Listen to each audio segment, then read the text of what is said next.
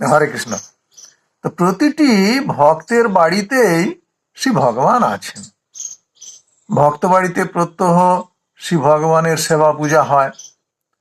তো নূতন ভক্তদের জন্য আজ আমরা আলোচনা করব যে ভগবত বিগ্রহগণের মধ্যে কার কার শ্রীচরণে আমরা তুলসী পাতা নিবেদন করব বা তুলসী পাতা দিয়ে সেবা করব, এই বিষয়ে।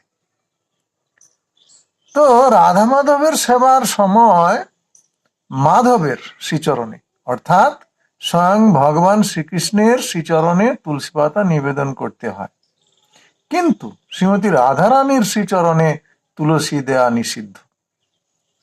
ভগবান শ্রী নৃসিংহদেবের শ্রীচরণে তুলসী নিবেদন করতে হয়, কিন্তু প্রহ্লাদ মহারাজের শ্রীচরণে নয়।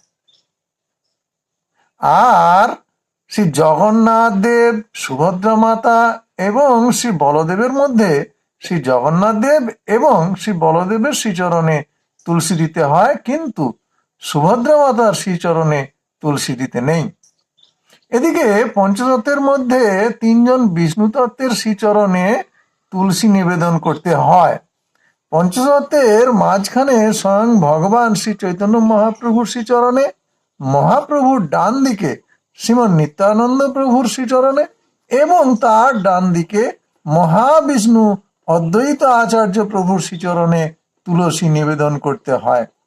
কিন্তু মহাপ্রভুর বাম দিকের দুইজন শক্তিতত্ত্বের শ্রীচরণে, যেমন শ্রীমতী রাধারানী অর্থাৎ গদাধর প্রভু এবং শ্রী নারদ অবতার অর্থাৎ শিবাস ঠাকুরের শ্রীচরণে তুলসী নিবেদন করা বা দেওয়া যায় না।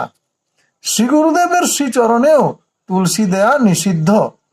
গুরু পরম্পরা এবং ষড়গোস্বামীগণের শ্রীচরণেও তুলসী নিবেদন করা যায় না বা তুলসী দেয়া যায় না।